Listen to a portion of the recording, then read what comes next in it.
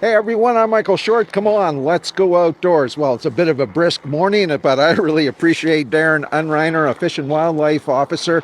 He's a district officer out of the Wetaskiwin area. He joins us this morning to talk a little bit about hunting season. Darren, good morning and thanks for doing this. You bet. Well, it's that time of year. Snow's in the ground. Hunting season's wide open, and we're out there to do our compliance checks and keep everybody safe out there. And Is it a busy time of year for you guys in terms of the number of hunters that are out on the landscape? surprisingly, this time of year, it's always everybody has a big panic to get out there and harvest animals. So majority of our hunters are all great people out there. So so when they're out in the landscape, we've got to be out there to make sure everything's following the rules and the public's is all safe. And of course, it is the Remembrance Day weekend, and that I know does bring out, being a long weekend, it does bring out some more folks, and they have that opportunity to extend their stay in the backcountry. Absolutely. Whenever there's a long weekend, everybody has a time off and they'll go out in the landscape and try to harvest animals, be with friends and family. So we just tell people, you know what, follow the regulations. Any questions, call up an officer and discuss your concerns. But yeah, just make sure everybody goes home safe to the wife and family.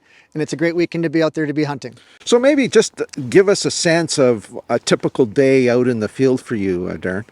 Well, we do two types of patrols out there. We do proactive patrols, which we go out in our landscape. We hit our range roads, township roads, crown lands, and we're looking to check our hunters to look for licenses, tags, inspect firearms, and inspect harvested wildlife to make sure it's all done lawfully.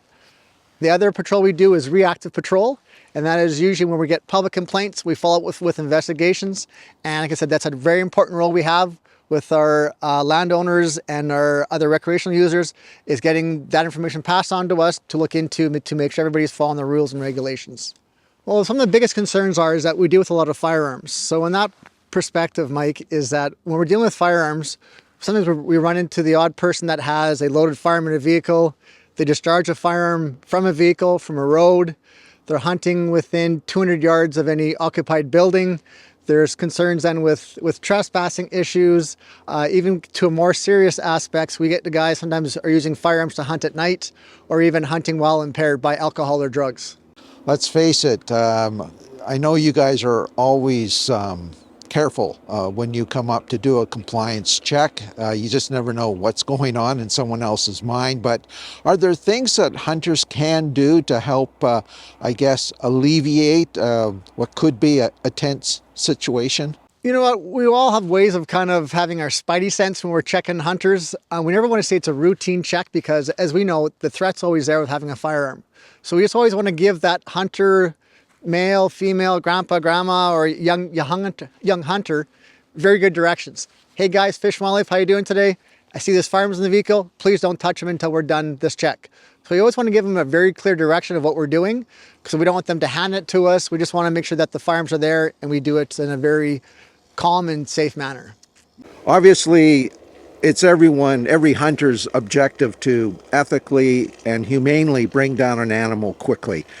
Sometimes an animal gets wounded. What's the responsibility of that hunter to ensure that that animal is found and dispatched? And what happens if that animal goes onto private property? Right. So the biggest thing we tell people is before they go out in the landscape, take your firearm out to a gun range or private property we can do lawfully and sight that firearm in so that you know when you're shooting that animal, it's done in a quick, humane way. By that too is when it goes on private property, get permission from the landowner, and if he allows you, go check that animal. If he does not allow you, contact Fish and Wildlife.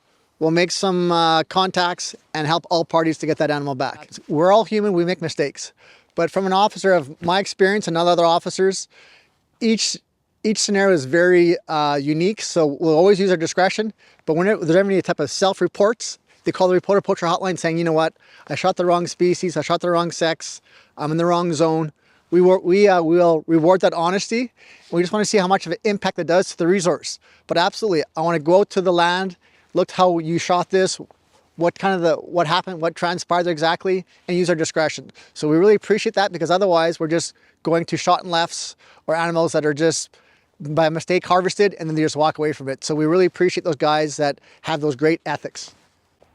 Earlier, you talked about just how important the report a poacher line is. Maybe you can just explain a little further the role that it plays in helping you guys do your job.